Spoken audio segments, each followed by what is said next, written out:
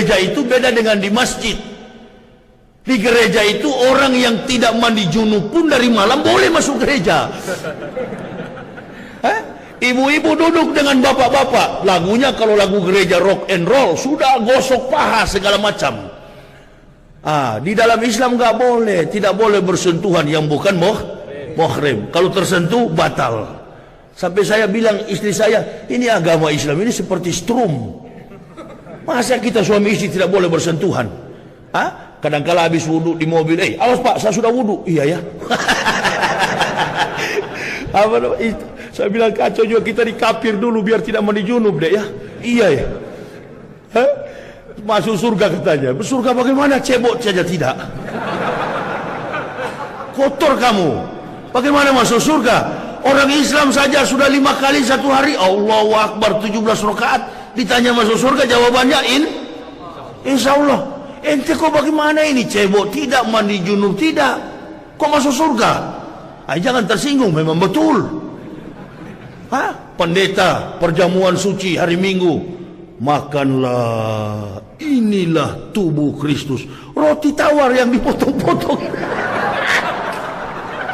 Kacau, kalau saya ingat saya ketawa luar biasa itu. Gobloknya minta ampun saya dulu. Roti dibeli sama Cina kafir itu. Potong-potong, tanah. Maju ke depan, makanlah, inilah tubuh Kristus. Dia telah mati karena dosa-dosa kamu. Buka mulut. Seperti Gatot Brajamusti. Lempar roti masuk di mulut. Putar begini dalam gereja. Inilah darah Yesus. Anggur kolesom. Ada alkohol 5%. Habis minum, ibu-ibu yang tidak biasa alkohol pulang muteler. Ini ajaran gila semua ini. Kristen punya ini, kafir. Ini kan direkam, taruh di YouTube. Saya begitu ada sisa anggur kolesom, wah itu.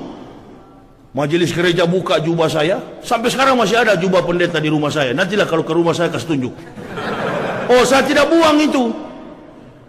Kenang-kenangan jubah guru besar yang ada 3 ban di sini pun masih ada. Waktu saya mewisudahkan para pendeta-pendeta itu. Dokumen-dokumen saya bawa lari semua. Saya bawa ijazah-ijazah, surat-surat baptisan anak segala macam saya bawa. Saya tidak tinggalkan satupun dokumen. Silakan kalian ambil gaji saya, tapi dokumen saya bawa. Sampai jubah pendeta itu saya bawa. Istri saya bilang, buang saja pak setan itu. Jangan dibuang, ini kan kenang-kenangan. Kalau kita dingin waktu berdakwah, tutup pakai itu. Justru itu yang membuat saya jadi masuk Islam. Kalau goblok mana bisa saya masuk Islam? Karena saya belajar di Israel sampai saya dekat dengan Islam. Wah, itu anggur kolesom ada sisa.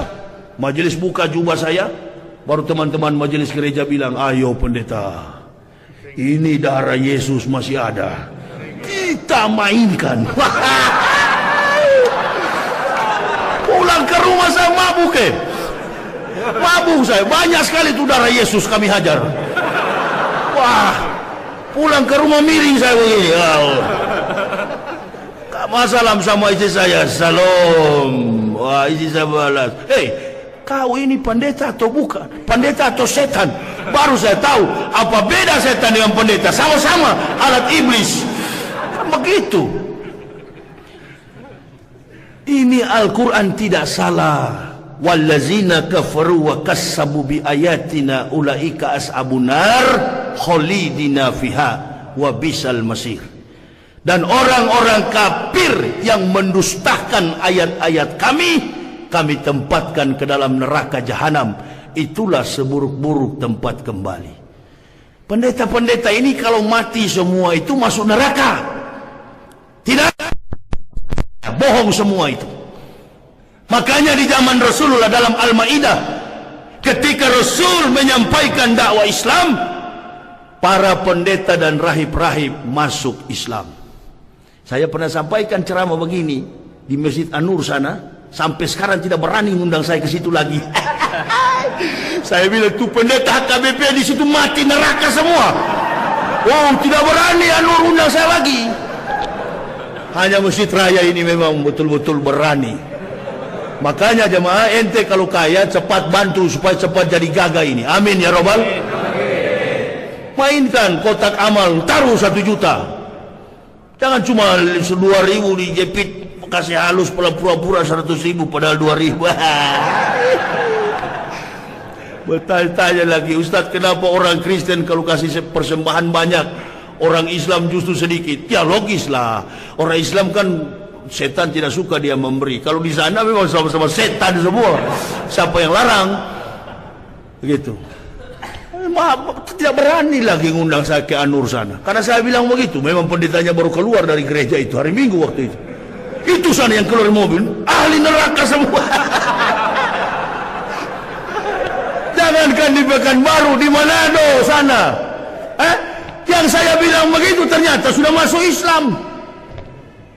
Jadi ustadz sekarang kerja di kantor gubernur, pendetanya Ronald Lambe. Sudah jadi ustadz sekarang. Coba buka kampung halaman saya Manado, beda dengan Sumatera Utara, Batak. Orang Batak marga Siregar, ada yang Kristen, ada yang saya marga Waloni, tak ada satupun yang Muslim. Saya masuk Islam baru mereka ikut, sampai ayah kandung saya. Dia bilang, kau ini apa hebatnya Islam itu? Begini Pak, di dalam ajaran Kristen, Tuhan lahir, mati dan bangkit dari antara orang mati, naik ke surga, duduk di sebelah kanan Allah Bapa yang Maha Kuasa. Karena mereka menyebut Allah tanpa lam tasdid, dia pukul rata secara Latin, makanya bunyinya Allah. Betul kan? Kalau Jokowi bukan juga pakai lam tasdid, pakai wawu, Allah, insya Allah. Kalau kita kan pakai lam tasdid, makanya belajar Iqra, Allah, Allahu la ilaha illa huwa Allahi falyatawakkalul mu'minun.